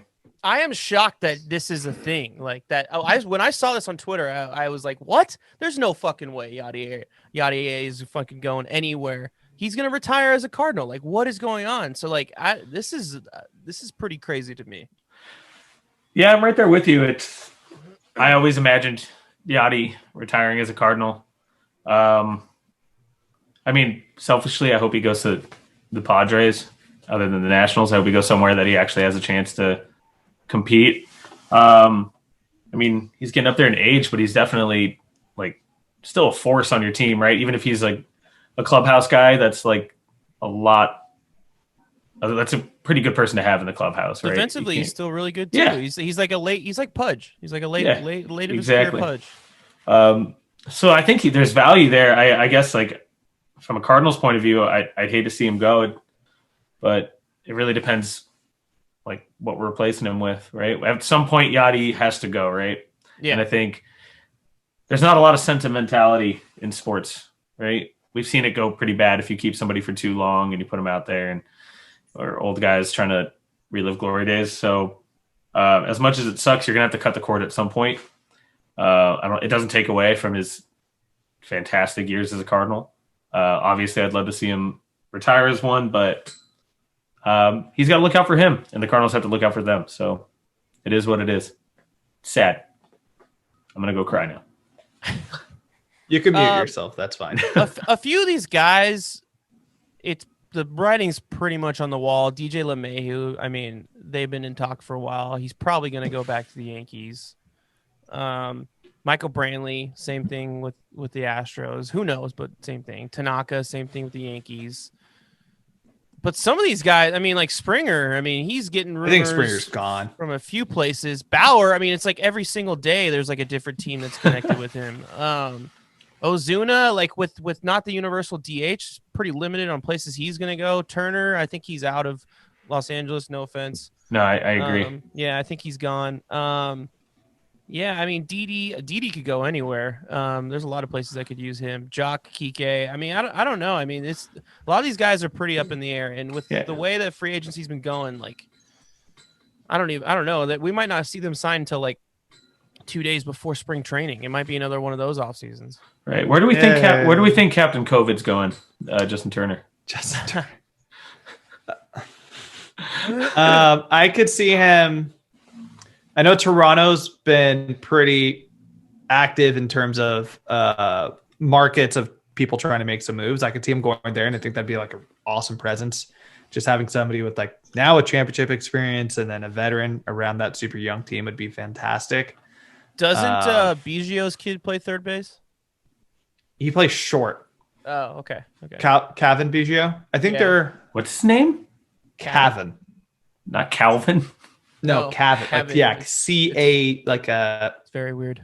That's a dumb name. Sorry, Cavan. Sorry I insulted you. Yeah, sorry if you're listening to this podcast, Cavan. Get a better name. I just feel like after all this, I just can't picture him not as a Dodger though.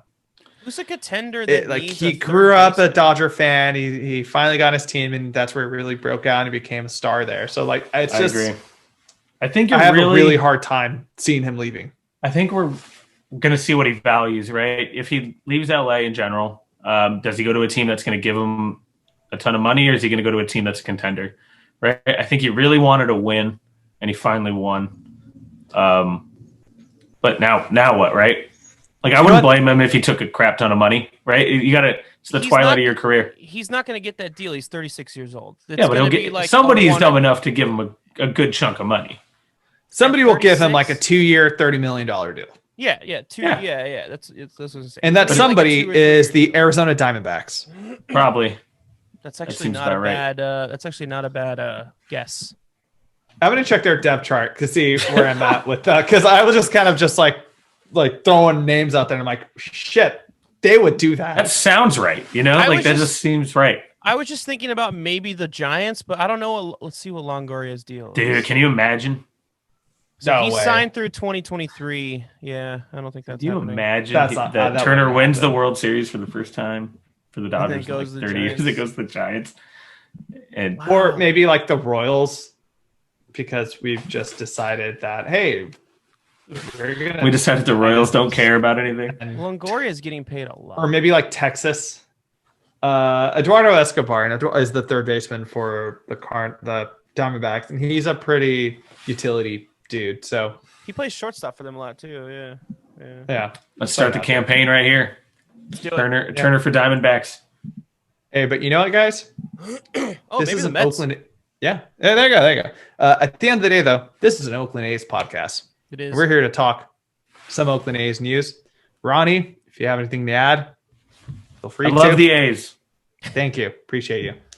They haven't done any major stuff, but Chris, they had a couple Rule 5 draft picks. Yeah.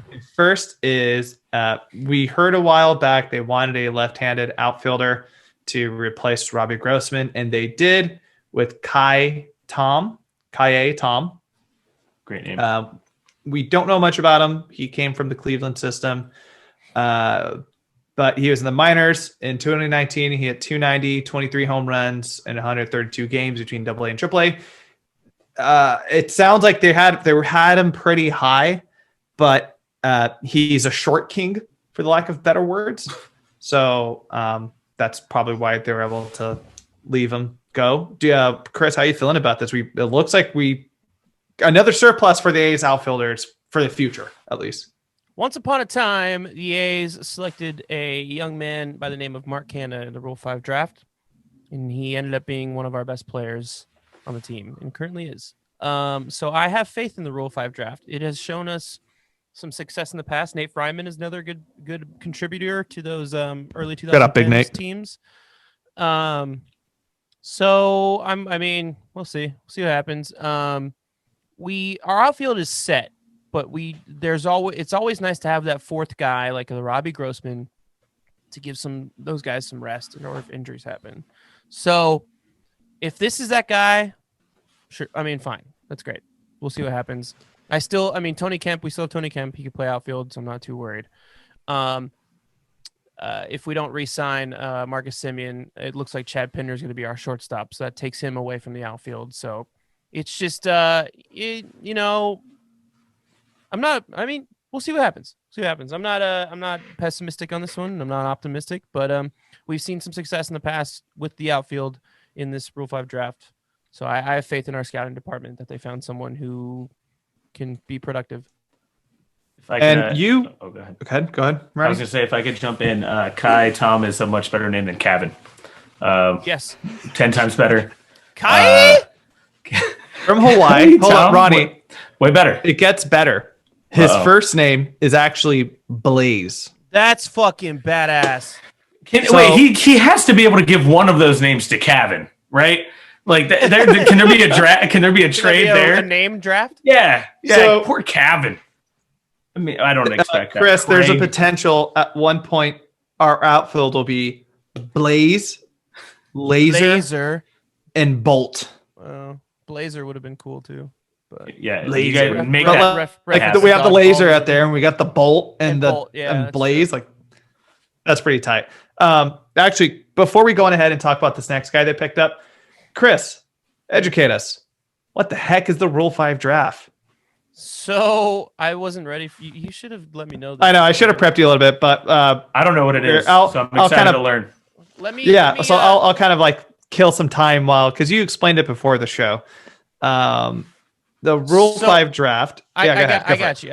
So because we had to do some research on what the Rule 5 draft was, because I know what it is, but Julio was a little bit confused by it. It happens every single winter meetings. And here's how it is defined on Wikipedia. The Rule 5 draft aims to prevent teams from stockpiling too many young players in their minor league system affiliates when other teams would be willing to play them in the major leagues. So basically, it's an amateur player draft. It's a bunch of guys who have played in the minor leagues for a certain amount of service years. These teams have not brought them up during their time there, so they put them in the draft. And if you have an open slot on your 40-man roster, then you can enter the Rule 5 draft and make picks. The only problem is in their first year, they have to play in the major leagues. They have to be on the major league roster, the 40-man roster. They cannot go lower than AAA, but they have to start the season on the 25-man roster. So if you enter the Rule 5 draft, you have to commit to these guys, basically. Some decent players have come out of the Rule 5 draft. Let me see. Jose Bautista was a Rule 5 draft guy. Johan Santana, potential Hall of Famer. Joaquim Soria, Dan Ugla, Shane Victorino, Scott Pasednik. Not a lot of big names except for Johan really on here, but there's been some good talent that's come out of it. But more than likely, it's guys who haven't really quite developed on time or on schedule, but this kind of gives them that boost, that kick in the ass to start showing what they got.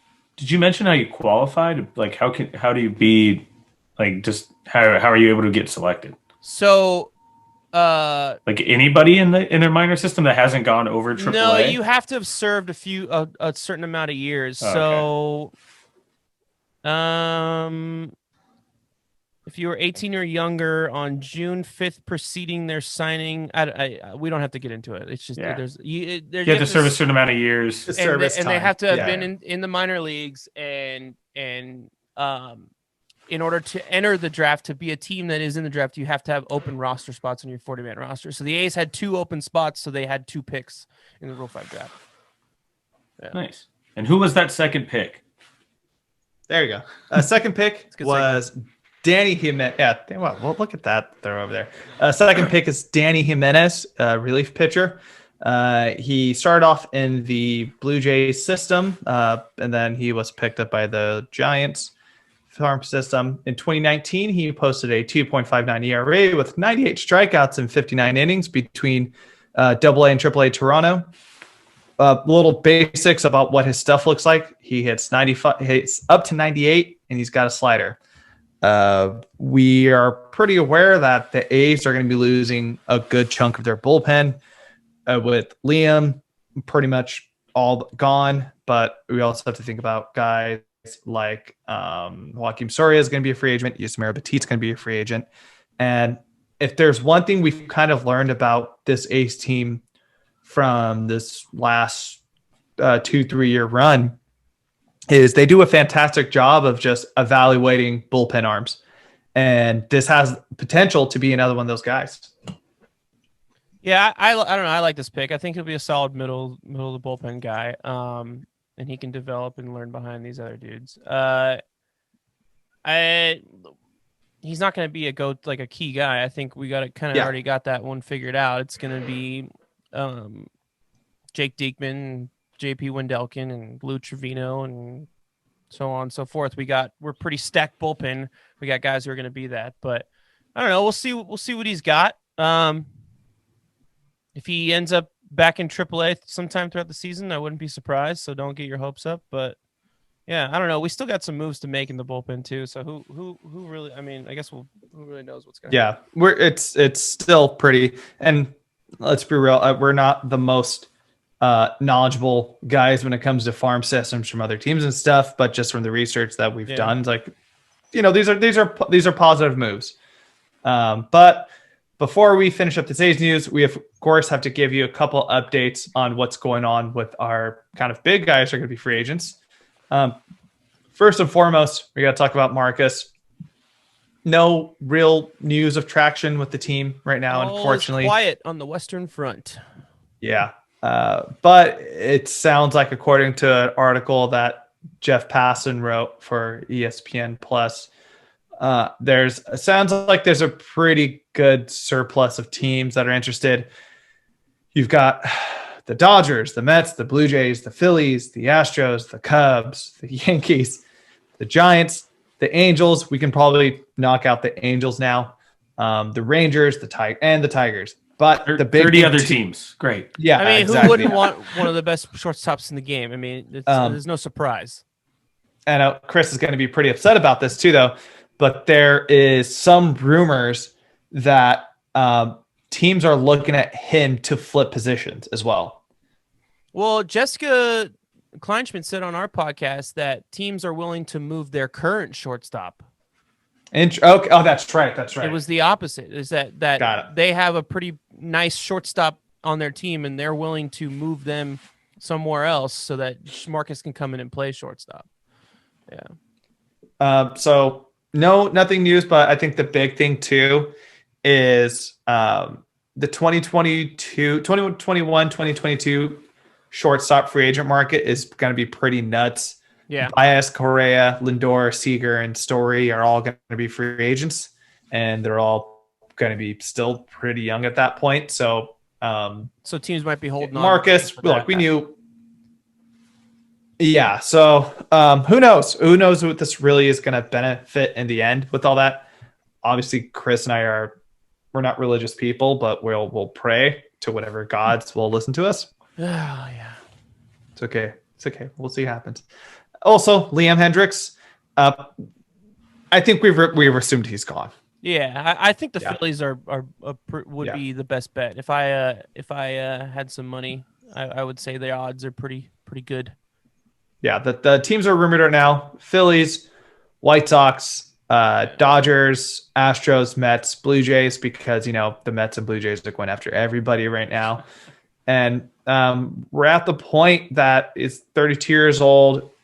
He's probably got another, realistically, 4 years of his prime as a relief pitcher. Fucking go get your money, dude. We knew this was coming. We've been talking about this all offseason. The A's historically have never paid for relievers, big talent relievers at least. They pay for end of the bullpen guys, but never like a closer. They just don't do that. It doesn't make sense. It always has worked in their favor. They always have been next man up, and they've been able to figure it out. There's no surprise here. Diekman's going to be our closer next year, and David Forst made a comment in his most recent press conference that they are talking about moving AJ Puck into the bullpen, so then he might be the next man up after Diekman eventually leaves in a couple of years too. So, I mean, there's a system going, and I have faith in it, so I'm not too worried about it. Jake Diekman was a stud last year. He'll be fine. Absolutely. Right on the spot. And again, they do a fantastic job of just evaluating bullpen arms the last But some years. optimism in the free agent Yay! market. All right. Yeah, exactly. All right. Our dude, Tommy La Stella, our trade deadline move we made with the Angels back in August, September, when it was trade deadline. I don't know. Anyways, Susan Slesser from the San Francisco Susan Slesser from the San Francisco Chronicle reported that the A's have been in touch with Tommy's reps, that it seems like they're going to be making a pretty solid effort of bringing him back. And she mentioned that the talks have been going well. It's not like they're on pretty opposite sides. They're pretty close. So yeah, it's something really clicked with him and the team. We knew that we saw what he did, how important he was with the team, and how he's really hit the shit out of the ball. He was a huge on-base percentage guy. He didn't strike out much. But it seems like there's something that really clicked with him in Oakland, that he's at least willing to stay, which is cool to hear, at least, right? Definitely. Nothing much going on with that, but we'll see what happens. Probably the next time we'll be recording in the new year at this point. Jesus. Yeah. But the last thing that you didn't add on here, we have not heard anything about the Billy Beane purchase of the Red Sox. It's just literally silence. So I don't know what's going on. Hopefully we'll hear something in the beginning of the new year, but maybe the deal fell through. I don't know. But right now he is still the president of baseball operations for the Oakland A's. And it's weird that it's been that quiet. Yeah. There's there was a lot of hype, and then just. Yeah. Cause if it fell through, you feel like we'd hear about it, right? Yeah, maybe John Henry's getting cold feet or something like that. Yeah, I don't know. Yeah, I feel like we'd hear that too, right? Like it's weird that we've heard nothing. Yeah, nothing. It makes it seem like like they just forgot about it. Like it's weird that like neither like yay or nay on something this like massive. Yeah, like a sale of a bit. Maybe they're going through Major League Baseball. Maybe they're trying to get it approved or something. I don't know. I'm sure. I mean, we have to hear something before the season starts. So yeah, it is what it is. Let's finish off with our last segment. We'll get it done. We'll get going long here, so we'll get done pretty quick. So Julio, Ronnie, it is Christmas time. We're very festive. So let's give our Major League Baseball Santa's wish list. What do we want in this coming season from Major League Baseball? Season or whatever. What do we just want for the future? Julio, what are you looking to ask from Santa? Well, the obviously the obvious thing would be like, I want Marcus and Listella back. And if Liam, cool. Yeah. But I wanted to look more broad picture. Knock on wood, hopefully by this time next year, I can say I went to some Major League Baseball games again. Yeah. Obviously, very fluid situation. We'll see how things are going to be going. We're hoping for the best. But I think one thing that I would be on top of my Major League wish list this year is when we do return in stadium and we can watch games safely and get back to normal, bring down concession prices. We have one. Look, I love going to baseball games, but I hate going to Angel games because it's just it's just so boring and just Monster Energy drink, and it's the worst. But I love going for the fact that I can go there, get a hot dog and a couple Budweiser cans for $15, and it's a great time. And my lot of breweries around it too. Yeah, a lot of great breweries around there. But what sucks is if I go to Dodger Stadium, if I want to get that same exact order I got, that's at least $50. Yeah. We're going to be coming out of a huge global and U.S. recession. A lot of people are going to be struggling with work and struggling financially. And if you think that's a good idea, that you're still going to be charging your standard rate for a lot of these concessions, that ain't it. That ain't it. And a good example I'd like to put out there is actually the Atlanta Falcons. Atlanta Falcons opened the Mercedes-Benz Stadium, or I think that's what it's called. Yeah. And they actually did a fantastic job of concession prices. They actually put down the prices of the concessions where you can get a hot dog for $1.50, a pretzel bites $4.50. You can get like chips and salsa. It's super cheap, cheap. Yeah. And guess what happened when they put down the concessions to normal price? Concession prices blew up. Yeah, I was gonna say, or not prices, but revenue. Yeah. Sales. I'm sorry. Yeah, sales. Yeah, sales blew up. I assume that people were just fucking going to town at every single game they went to. Oh my, yeah, exactly. So, and it's proven that it absolutely works. That if you put out that rate, do it. Your people are going to come in. So why not in the coming year? Baseball tickets are pretty easy to get a hold of. They're pretty cheap. Make the experience significantly better, not only for you as owners and the stadium itself, but for the fans who are going to be coming in. Make everything cheap. That's my wish. All right, Ronnie, what about you? I mean, I too wish and hope that we can go to some baseball games as next year progresses. But I'm also hoping that I'm wishing that Baseball Santa lets Major League Baseball let their young stars shine, right? Like, let them have fun. Stop getting all prissy about like bat flipping and embrace like rivalries and embrace like attitude that's coming in the game, because I think it only makes people more attached, right? It's more like I think baseball's been missing characters. We haven't had characters since like late 90s, early 2000s, where it really felt like I could latch on to somebody and be like, that guy, like I know what that guy's all about, right? And every time it seems like somebody is coming up that could have a little bit more personality, you see the old baseball heads. I know we've been harking on this the entire podcast, but like old baseball heads kind of shoot them down and say that's not what baseball's all about. But why not? You know, like you saw, like the NFL like embraced celebrating in the end zone, celebrating turnovers, and it's kind of made it a little more like fun to watch, like a little more engaging. So I don't know why baseball can't do the same with like bat flips and celebrating home runs and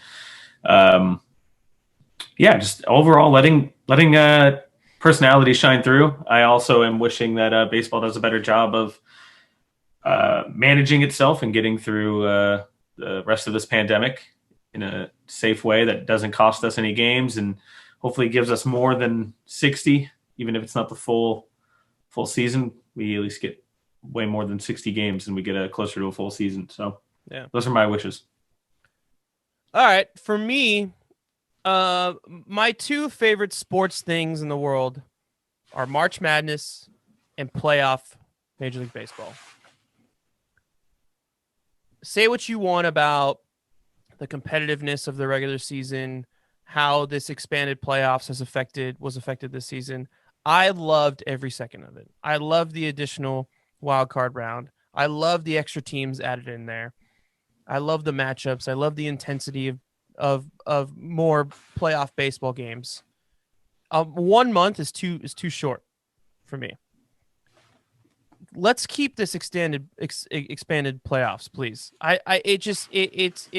My favorite month is October because I can come home from work, turn on, and I get to watch a competitive baseball game where it actually matters.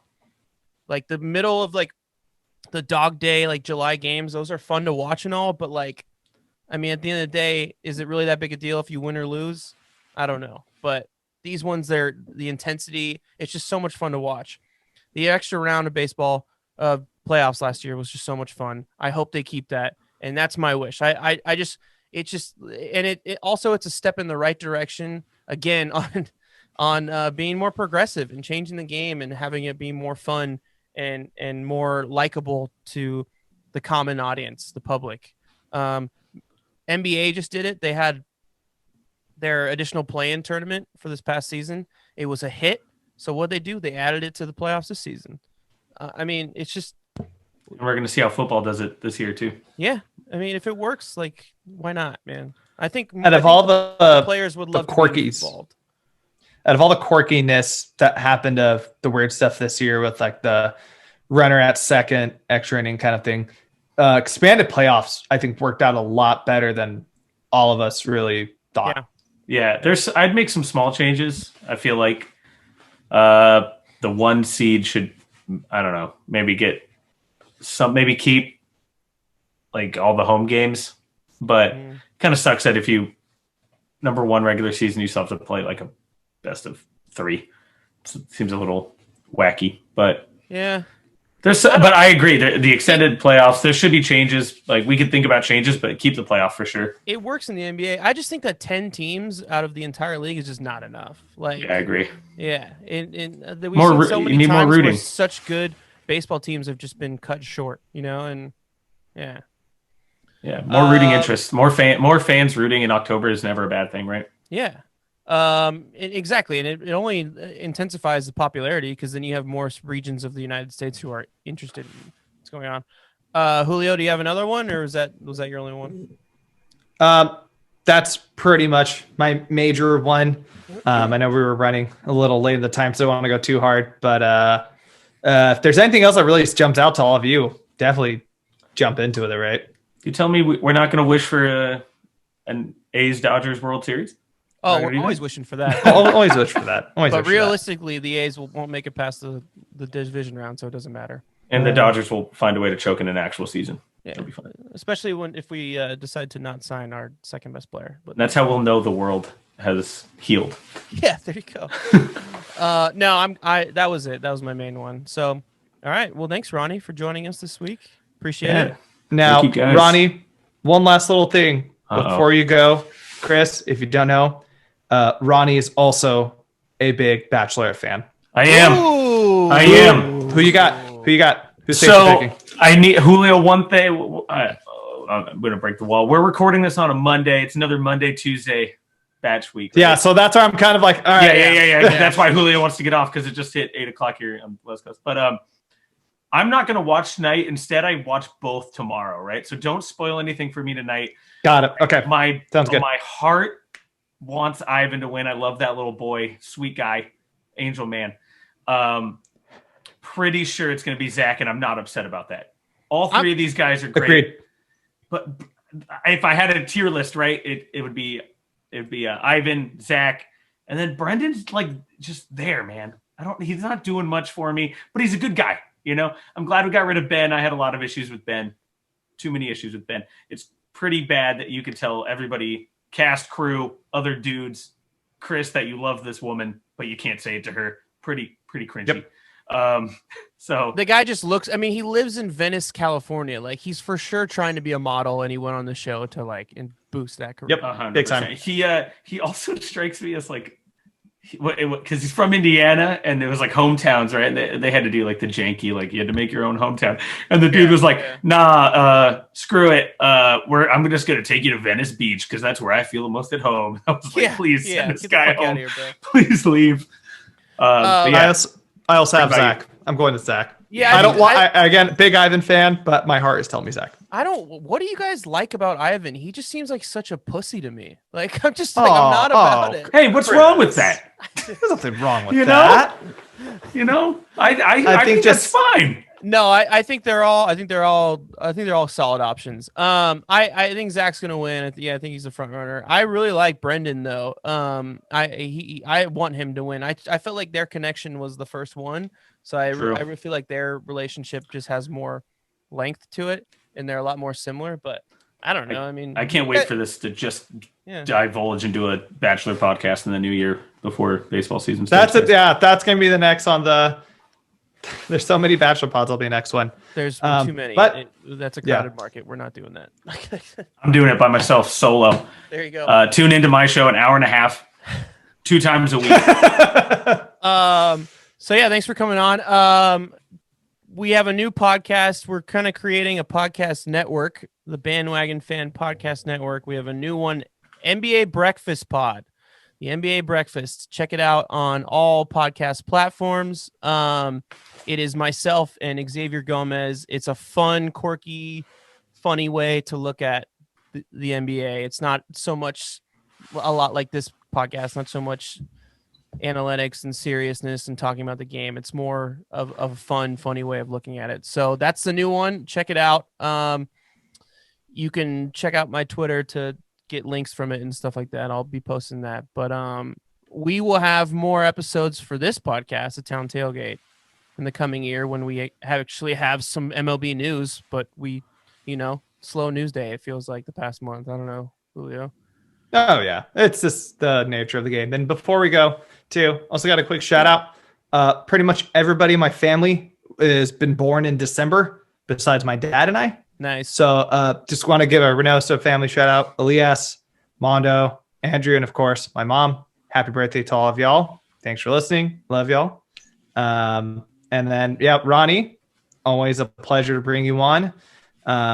We're cooking something up in the future, and we'll definitely, we're excited to see what be a part of the new network. Yeah, I'm excited. Always a pleasure talking to you guys and to talk about baseball. As much as I crap on it for an hour and a half, you guys still find a way to make me excited about the game, so I appreciate it. Be safe out there, people. COVID is a real thing. I got it. I survived, thank God. But it's you never know who has it and who can spread it to you. So just be careful out there. Numbers are striking up more and more and more. So on that note, very negative, but whatever. We'll call it a podcast. Thank you for listening. And last but not least, Julio. Merry Christmas and Happy New Year. Oh, shit. Let's go, Oakland.